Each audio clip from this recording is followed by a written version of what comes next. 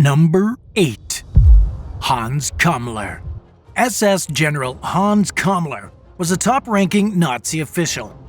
He oversaw the construction of several concentration camps before being put in charge of the top-secret V weapons program, which saw the development of the V-1 and V-2 rockets along with other long-range artillery weapons.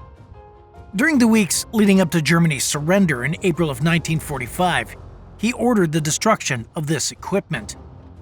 Experts have struggled to track Kammler's movements throughout Europe during this period. He disappeared sometime in early May after traveling to the German city of Stettin, which is now the Polish city of Szczecin. His body was never found, but witnesses claimed that he died by self-inflicted cyanide poisoning, and the court declared him dead later that year at his wife's urging. Several people stuck to their accounts that Kammler was dead even decades later, including a driver who claimed to have seen his corpse firsthand. In letters to Kammler's wife that were written in the 1950s, a female former SS member wrote that Kammler took his fate into his own hands after vowing that the Americans would not find him alive. The woman also claimed that Kammler said that the Americans had made him offers, which he had refused. But in recent years, skeptics have offered a new theory that Kammler was snuck out of Europe by American forces and given a new identity in exchange for sharing his knowledge about the V weapons program. It's entirely plausible that Kammler was covertly moved to the US as part of Operation Paperclip, which enabled Nazi scientists who were willing to share top-secret intelligence to avoid consequences for their war crimes and afforded them a fresh start. Some have speculated that Kammler lived under the charge of Secret Service agent Donald Richardson, whose sons would later recall their fathers overseeing a Nazi weapon expert. But if that really happened, the truth is still being kept under wraps, and the US government has no apparent plans to come clean about its accused role in helping Kammler escape accountability for his crimes. Number 7. Benito Musolini. Nicknamed El Duce, or the Duke, Italian fascist dictator Benito Mussolini rose to power nearly 2 decades before World War II began. During the war, he allied himself with Adolf Hitler, believing that Italy and Germany were destined to become Europe's next great rulers. But he was so convinced of Italy's inherent superiority that he was ill-prepared for a war with the Allies, and by 1943, the country was in bad shape. Factory production had ground to a standstill, food shortages were rampant, and morale was at an all-time low. Disgruntled laborers and common folk turned against Mussolini as it became increasingly clear that this grand vision for Italy's future was failing. During the summer of 1943, the Italian king and high command removed Mussolini from power and placed him on house arrest. A few months later, the Nazis rescued him in what became known as Operation Eiche, and Hitler installed Mussolini as the leader of a puppet government in German-occupied northern Italy. By early 1945, the Allies had gained an undeniable upper hand in the region. To avoid falling into Allied hands or being tried as a war criminal in his own country, 61-year-old Mussolini attempted to flee to neutral Switzerland with his 33-year-old mistress, Clara Petacci. They encountered partisan forces at the border and were shot dead. The couple's killers made an example out of the pair by displaying their slain bodies in the streets of Milan, officially bringing the disgraced autocrat's reign to a much-celebrated end. Number 6. Nikolai Ceausescu. Romanian politician Nikolai Ceausescu was a lifelong communist who held various government posts before rising to power as the country's head of state in 1967. He assumed the position following the death of the previous communist leader, George Uba.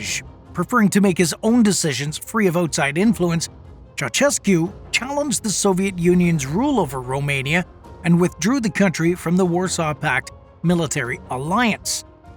Ceausescu eased up on previous censorship policies and pursued foreign relations with non-communist Western Europe. But any glimmer of hope towards democracy was short-lived, and it wasn't long before the new leader exercised a tight hand over the media and free speech. He refused to tolerate any opposition whatsoever and exported the country's goods at a high rate to repay debts to foreign countries, leaving the Romanian people suffering under food and energy shortages and a lack of medicine. During the 1970s and 80s, Ceausescu tore down a large number of historic buildings in Bucharest and replaced them with socialist-style structures. His heavy-handed rule came to an end on Christmas Day in 1989 when he ordered the military to fire at anti-communist protesters in the city of Timișoara. The rebellion only grew, forcing Ceausescu and his wife to flee in a helicopter. An aide forced the pilot to transport the couple at gunpoint, but the pilot faked an engine failure and the Ceausescus were quickly captured by the military. They were given a brief trial and executed by a firing squad without receiving the customary 10-day period to appeal their fate. Execution team member Doran Marian Shirlan later described the look of fear in Ceausescu's eyes as he realized he was about to die. Knowing he was experiencing his final moments on Earth, he began to cry. It was all over just moments later. Number 5.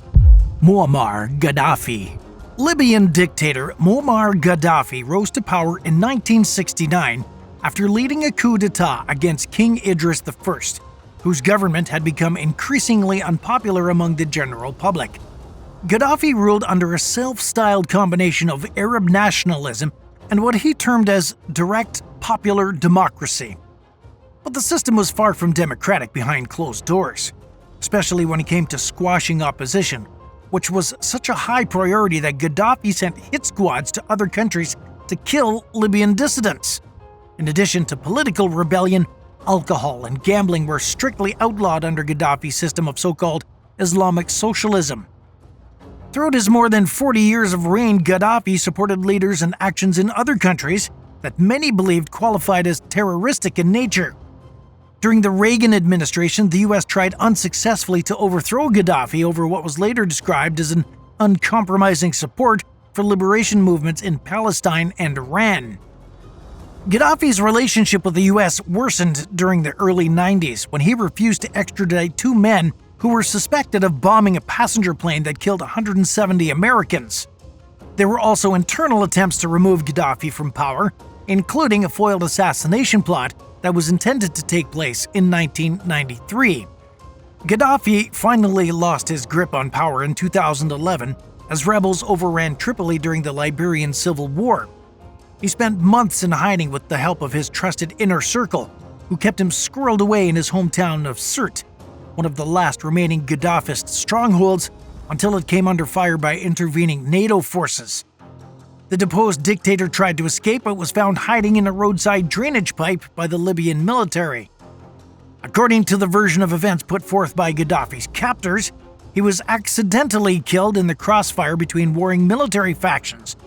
However, a 2012 Human Rights Watch investigation noted that cell phone footage appeared to show the former leader being held in captivity, where he was beaten, dragged, and injured with a bayonet or knife before being fatally shot in the head. Following his death, Gaddafi's body was displayed in a freezer in the city of Misrata for several days. As Libya transitioned toward democracy over the following months, the new Prime Minister Mahmoud Jibril said that he wished Gaddafi had been kept alive so he could be tried for crimes against humanity. Others criticized Gaddafi's death as an assassination and a violation of international law, arguing that the former dictator died in an unacceptable manner despite any wrongdoings he may have committed throughout his reign. Number 4. Adolf Hitler.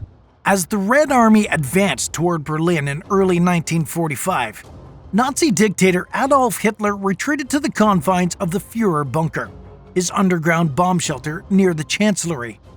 He remained there for the next 105 days with his partner Eva Braun and several staff members. Hitler's last time venturing outdoors came on April 20th. It was his 56th birthday and 10 days before his death. By then, the Red Army was starting to attack the Chancellery, prompting Hitler to order the remaining German forces to fight back. But deep down, he knew it was a losing battle, and sometime between then and April 30th, he finally accepted that the Allies were going to win the war. Unwilling to face the consequences of surrender, which would have undoubtedly included being put on trial for war crimes and most likely being executed or spending the rest of his life behind bars, Hitler made one final desperate move to control the ending of his own story.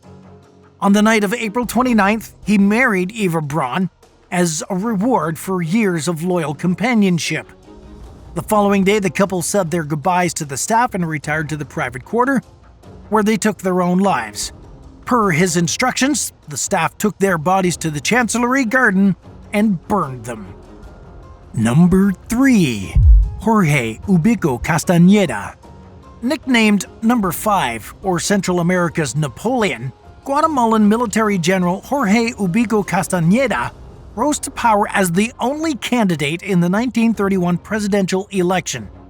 At the time, Guatemala was caught in the throes of a Great Depression and facing bankruptcy. During his campaign, Ubico promised the Guatemalan people a march towards civilization. In reality, he quickly assumed the role of a dictator with complete and total power. Like many of his predecessors, Ubico gave major concessions to wealthy landowners and the United Fruit Company, and he supported their harsh labor practices, earning him a reputation as one of the most oppressive tyrants Guatemala has ever known. During his totalitarian rule, which lasted for 13 years until 1944, Ubico had spies and agents infiltrating every faction of everyday life. He militarized everything from the postal service to schools and symphony orchestras and traveled the country for the sake of personally inspecting these institutions. With virtually unchecked power, Ubico squashed all opposition, including from organized labor, and he used forced labor to carry out his massive public works schemes, which saw the construction of numerous new buildings and the expansion of the country's railroad system. The middle class grew under Ubico's leadership, but was largely excluded from participating in government. This bred widespread resentment, sparking a democratic revolution which eventually garnered support from disgruntled politicians and military leaders who believed Ubico's regime was unconstitutional. What later became known as the October Revolution, a small group of soldiers and students attacked the National Palace in 1944. They defeated Ubico, who went into exile and spent the final 2 years of his life in New Orleans, Louisiana, where he died of lung cancer in 1946. Number 2. Joseph Stalin. Nobody knows for sure how many people died under the ruthless leadership of Soviet leader Joseph Stalin, who ruled over the USSR from 1924 until his own death in 1953. The more conservative estimates put the number at around 3 million, while many modern experts speculate that the true count lies somewhere between 15 and 20 million. Stalin's supporters praised him as a champion of socialism and the working class, and he's often still seen in a favorable light in modern-day Russia. But his rule was totalitarian in nature, and countless innocent people suffered and died at the hands of his policies, which resulted in famine, ethnic cleansing, record-high deportations, forced labor, and hundreds of thousands of executions. Anyone who dared speak up against Stalin's regime could count on being brutally punished, executed, or possibly worked to death in one of his gulags. During the early hours of March 1st, 1953, the 73-year-old dictator went to bed after a night out for dinner and a movie with some of his political cronies.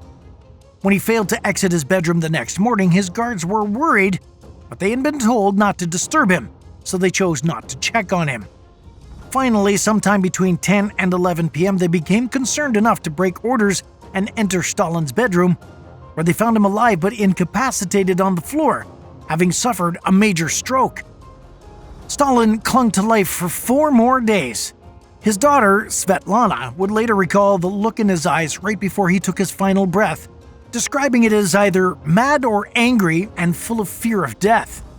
He either pointed up towards something or shook his finger at those surrounding him, then abruptly passed away, marking the end of his nearly 30-year reign. Number 1. Francisco Franco. During the Spanish Civil War in the late 1930s, General Francisco Franco led a successful military rebellion which saw the overthrow of the country's democratic republic. The career soldier's nationalist forces achieved victory with the help from Nazi Germany and Fascist Italy. Once in power, Franco assumed the role of a ruthless dictator, marking the beginning of a period of totalitarian rule which lasted from 1939 to 1975. Also known as El Caudillo, or the leader, he imprisoned and executed tens of thousands of people during the early years of his dictatorship. Franco exerted absolute control over Spain by brutally persecuting political dissidents, censoring the media, and suppressing culture and language in the Basque and Catalan. Catholicism was the only religion permitted under his regime. Labor unions were banned, and citizens were at the mercy of an extensive police spy network which intruded every faction of civilian life. There was no such thing as privacy, and even slightly disagreeing with the leadership came with the risk of being imprisoned or executed. As Franco's health declined towards the end of his life during his battle with Parkinson's disease, he stepped largely out of day-to-day politics. His policies became more relaxed, leading to decreased censorship, some free market reforms, and increased strikes and protests against the establishment. Franco fell into a coma in October 1975 and remained on life support for nearly a month until he passed away at the age of 82. Elections for a new leader were held nearly 2 years later, and Spain has remained democratic ever since. Thanks for watching. Do you think any of these infamous leaders would be able to lead today? Let us know what you think in the comments, and remember to subscribe. We'll see you soon. Bye for now.